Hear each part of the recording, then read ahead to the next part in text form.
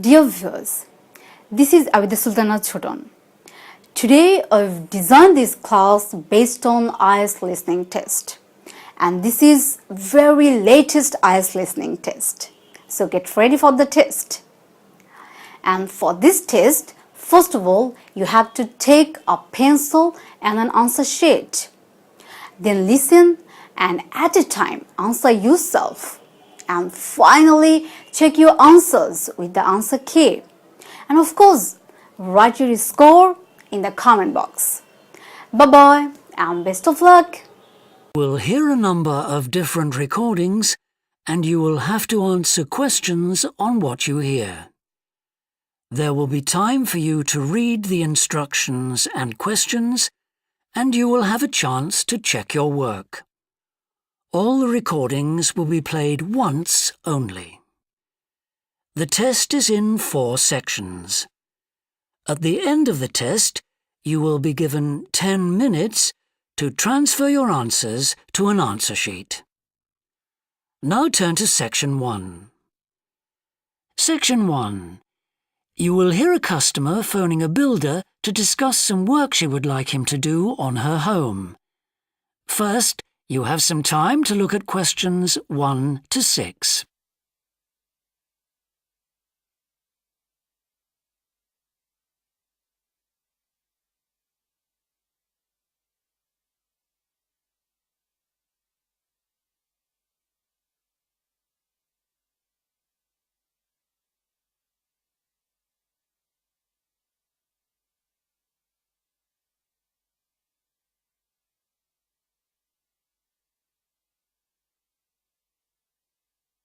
You will see that there is an example that has been done for you.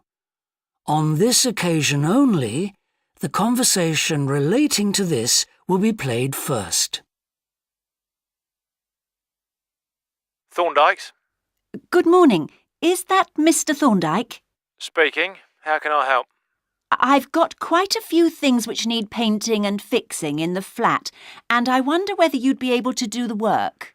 I'm sure I'd be able to help, but let me take down a few details. Yes, of course. Well, firstly, how did you hear about us? It was my friend May Hampton. The customer heard of the builder from her friend, so friend has been written in the space. Now we shall begin.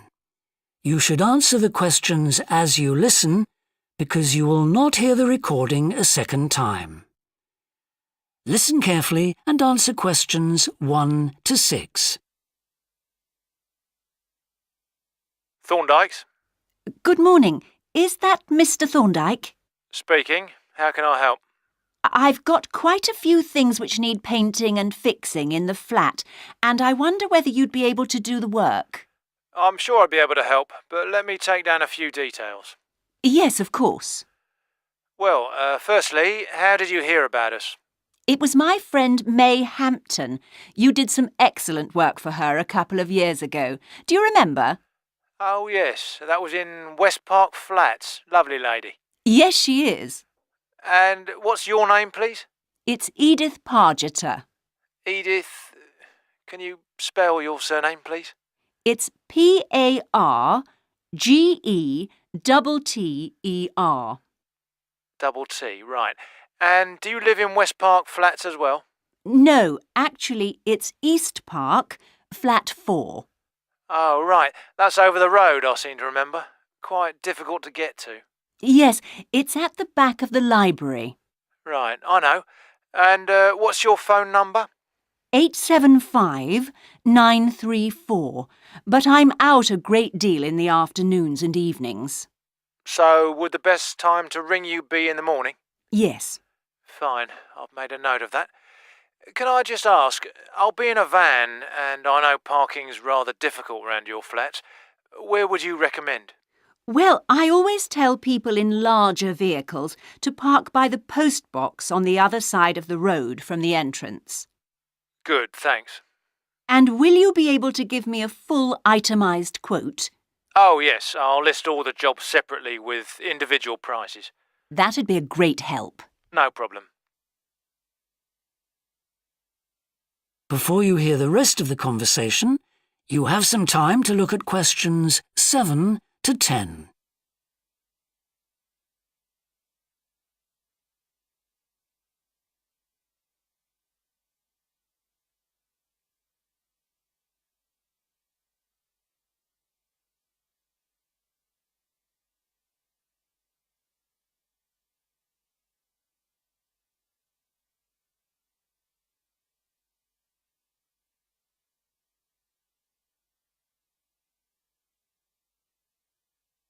Now listen and answer questions 7 to 10. Now, what would you like me to do? Firstly, and most urgently, is in the kitchen. With all the weather damage, the glass in the door has cracked and I'd need that fixing. I presume you mean replacing? Oh, yes, and as soon as possible. What I'll do is come round tomorrow morning and do that immediately. Oh, thank you so much. The other things aren't so urgent, but... Now, I'll make a note of everything you want doing. Well, in the kitchen, I'd like some painting doing. All the kitchen walls? Just the area over the cooker. It's very greasy. Right, it does tend to get that way. Yes. Well, if you want a proper job done, what I'd need to do is strip the old paint and plaster it about a week before I paint it. Of course. Now, May tells me you also do work in the garden. That's right. Well, I'd like you to replace a fence. Just one? Yes, at the far end. Fine, shouldn't be a problem. And that's the lot. Fine. Yeah, as I say, I can come round tomorrow morning to look over things with you. Well, that's great, thank you. So, I look forward to seeing you tomorrow at... That is the end of section 1. You now have half a minute to check your answers.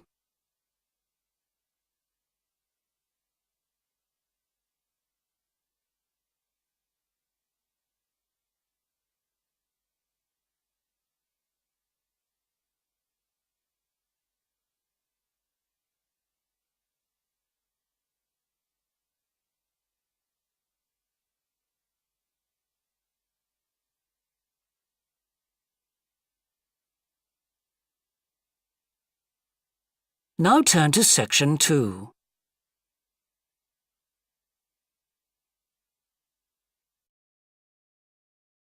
Section 2.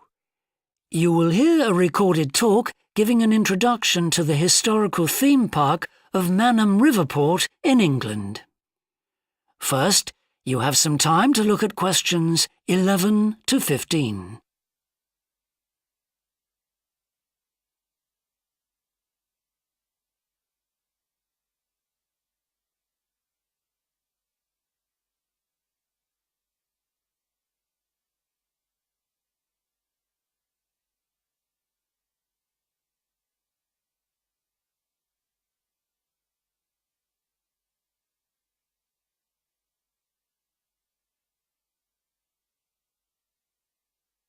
Now listen carefully and answer questions 11 to 15.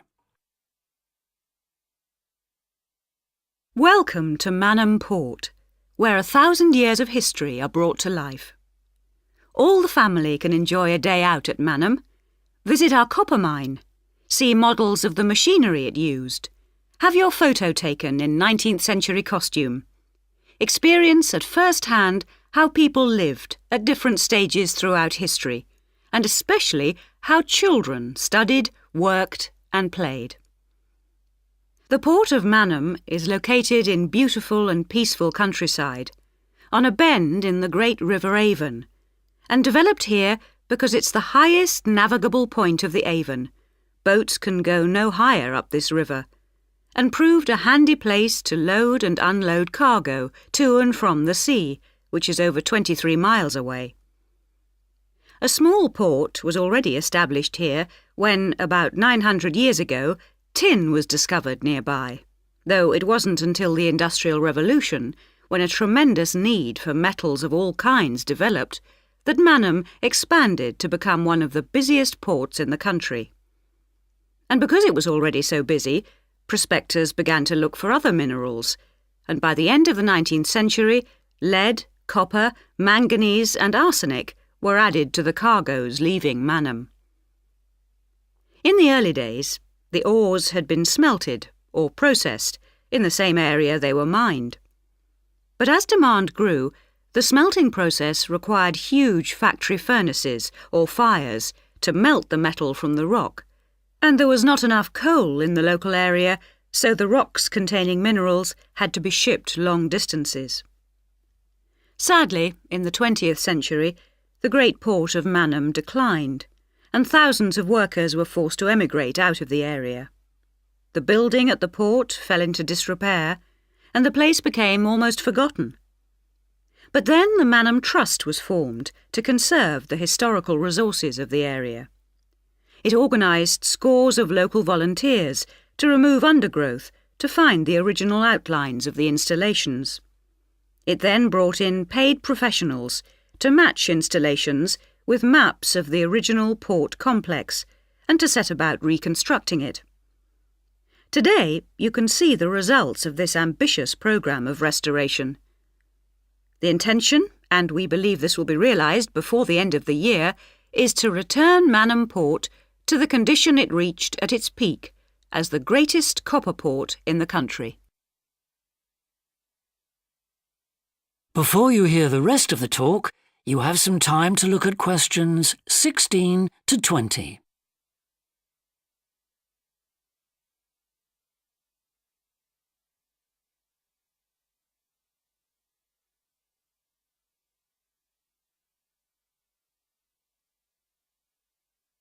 Now listen and answer questions 16 to 20. But what can you do and see on your visit today? Here are just a few highlights. We suggest you start with the visit to the copper mine. Travel on converted mining trains and journey into the depths of the mountain along seams once worked by hundreds of miners. Watch out especially for the great pumping machines which rid the mine of water. But please be warned that, like all mines, ours is very dark and closed in, and we do say that children under 5 and also dogs should not be taken into the mine. The next recommended visit is to the village school. While looking round the classrooms, take a special look at our display of games, which is one of the largest in the world. And it's recommended that you time your visit to coincide with a guided tour. This will give you the opportunity to ask lots of questions. Near the school is the beautiful old sailing ketch called the George. You're welcome to board the boat and look round the cabins. Look out for the ship's wheel, which was missing until only 5 years ago when it was dredged out of the silt by a local fisherman. We have no idea how it got there, but it's been polished and proudly restored to its original place on the boat. Please take care going down the ladders if you wish to visit the lower deck. We don't recommend you allow young children to use them. So we hope you have a memorable visit to Mannum Port, and we'll tell your friends all about us. That is the end of section 2. You now have half a minute to check your answers.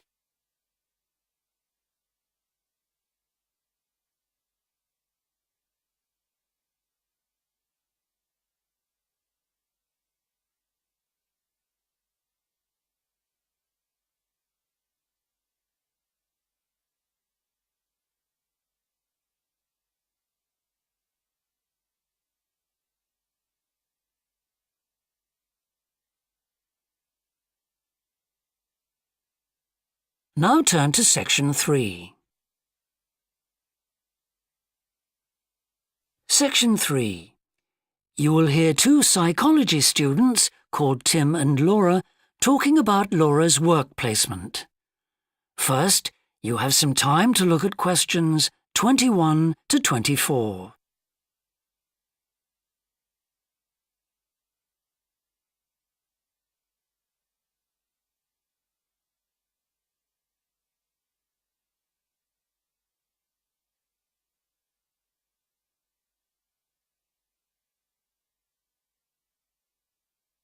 Now listen carefully and answer questions 21 to to 24.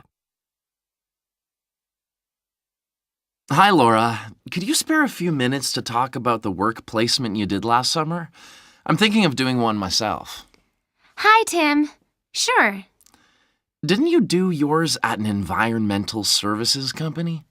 That's right. It's only a very small company, and they needed someone to produce a company brochure. And I wanted to get some business experience because I'm interested in a career in occupational psychology in a business environment. It was good because I had overall responsibility for the project. What kind of skills do you think you developed on the placement? I mean, apart from the ones you already had. Did you have to do all the artwork for the brochure, the layout and everything? We hired the services of a professional photographer for that. I did have to use my IT skills to a certain extent because I cut and pasted text from marketing leaflets. But that didn't involve anything I hadn't done before. Do you think you got any better at managing your time and prioritizing things? You always used to say you had trouble with that. Oh, definitely. There was so much pressure to meet the project deadline. And I also got better at explaining things and asserting my opinions, because I had to have weekly consultations with the marketing manager and give him a progress report. It sounds as if you got a lot out of it then. Absolutely. It was really worthwhile. But, the company benefited too. Yes, they must have done. After all, if they'd used a professional advertising agency to produce their brochure instead of doing it in-house, presumably they'd have paid a lot more. Oh, yes. I worked it out. It would have been 250% more, and I thought the end result was good, even though we did everything on site. The company has quite a powerful computer, and I managed to borrow some scanning software from the university. The new brochure looks really professional. It enhances the image of the company straight away. So, in the long run, it should help them to attract clients and improve their sales figures? That's the idea, yeah. Before you hear the rest of the discussion, you have some time to look at questions 25 to 30.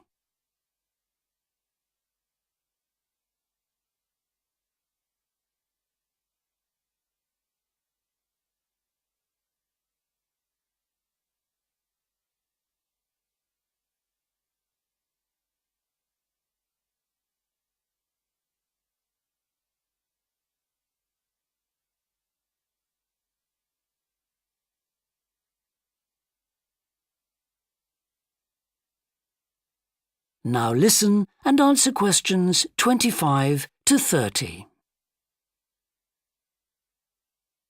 Well, all in all, it sounds very positive. I think I'll go ahead and apply for a placement myself. How do I go about it?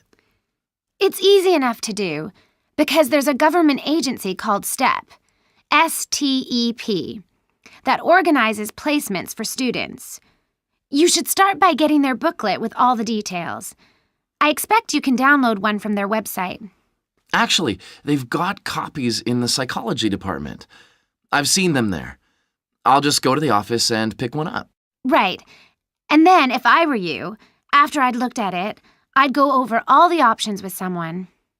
I suppose I should ask my tutor's advice. He knows more about me than anyone. One of the career officers would be better.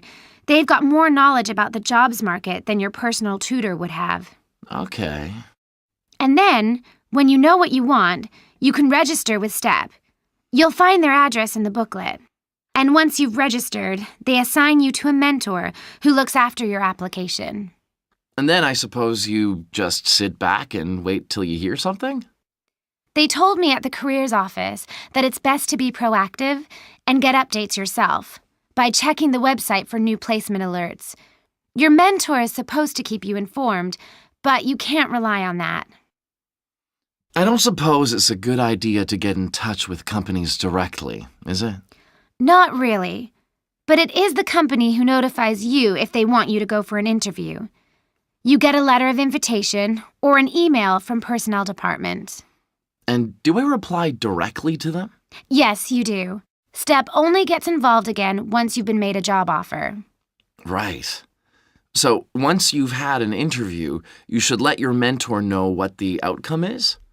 I mean, whether you're offered a job and whether you've decided to accept it? That's right. They'll inform the careers office once a placement has been agreed, so you don't have to do that. Is that all then? More or less. Only once you've accepted an offer, you'll probably have to supply a reference, because the placement will be conditional on that. And that's something you should ask your own tutor to provide. He knows about your academic ability and also about your qualities, like reliability. Well, thanks very much for the information. I'm starting to look forward to... That is the end of section 3. You now have half a minute to check your answers.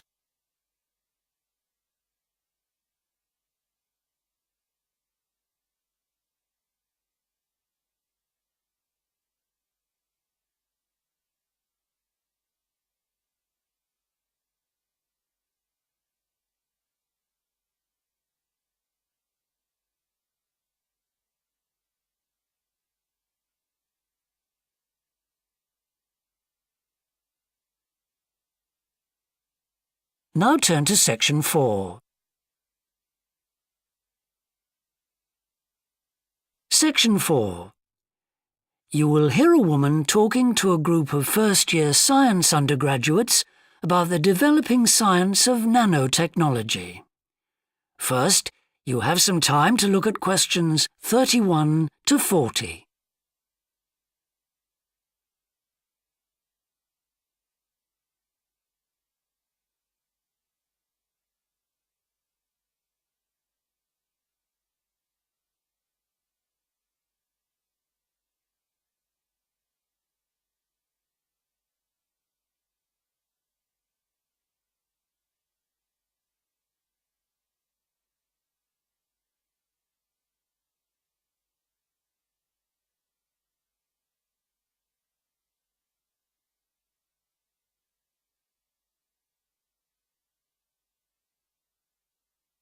Now listen carefully and answer questions 31 to 40. Today we're going to look at an important area of science, namely nanotechnology. So, what is it? Nano means tiny, so it's science and engineering on the scale of atoms and molecules. The idea is that by controlling and rearranging atoms, you can literally create anything. However, as we'll see, the science of the small has some big implications, affecting us in many ways. There's no doubt that nanotechnology promises so much for civilization. However, all new technologies have their teething problems. And with nanotechnology, society often gets the wrong idea about its capabilities. Numerous science fiction books and movies have raised people's fears about nanotechnology, with scenarios such as inserting little nanorobots into your body that monitor everything you do without you realizing it, or self-replicating nanorobots that eventually take over the world. So, how do we safeguard such a potentially powerful technology? Some scientists recommend that nanoparticles be treated as new chemicals, with separate safety tests and clear labelling. They believe that greater care should also be taken with nanoparticles in laboratories and factories. Others have called for a withdrawal of new nanoproducts, such as cosmetics, and a temporary halt to many kinds of nanotech research. But as far as I'm concerned, there's a need to plough ahead with the discoveries and applications of nanotechnology. I really believe that most scientists would welcome a way to guard against unethical uses of such technology. We can't go around thinking that all innovation is bad, all advancement is bad. As with the debate about any new technology, it is how you use it that's important. So, let's look at some of its possible uses.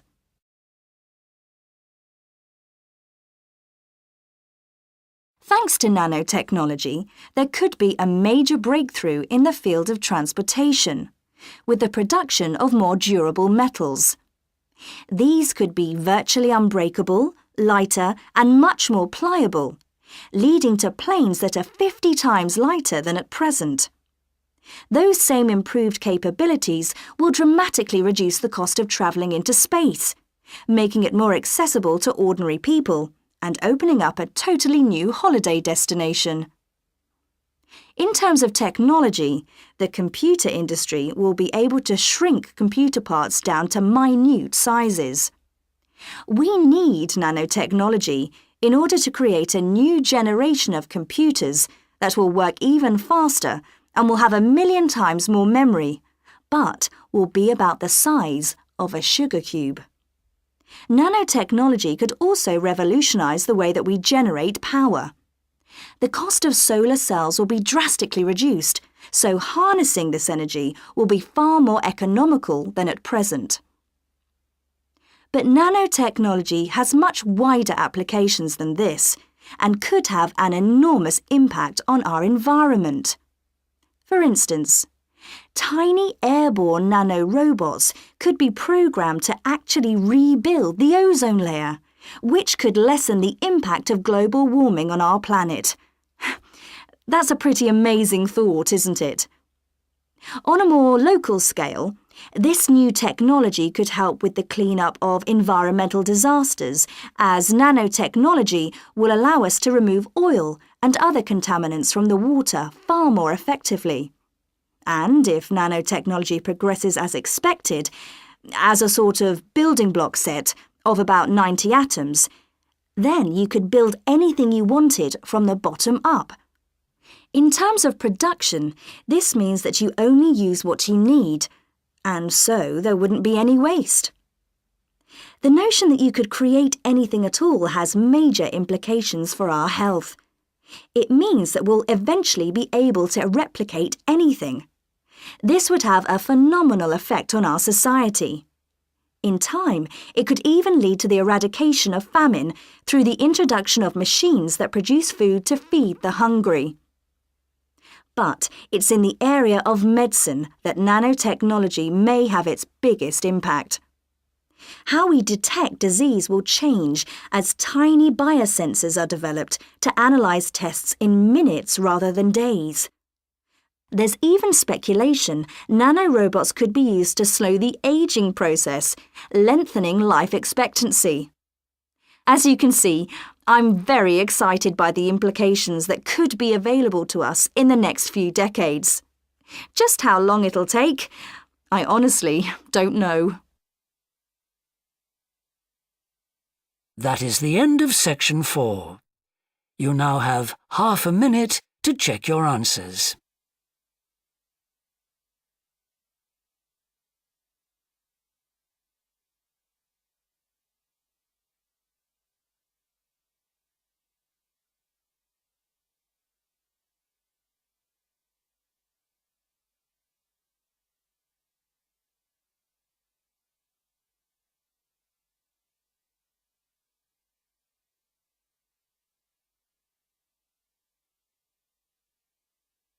That is the end of the listening test. In the IELTS test, you would now have 10 minutes to transfer your answers to the answer sheet.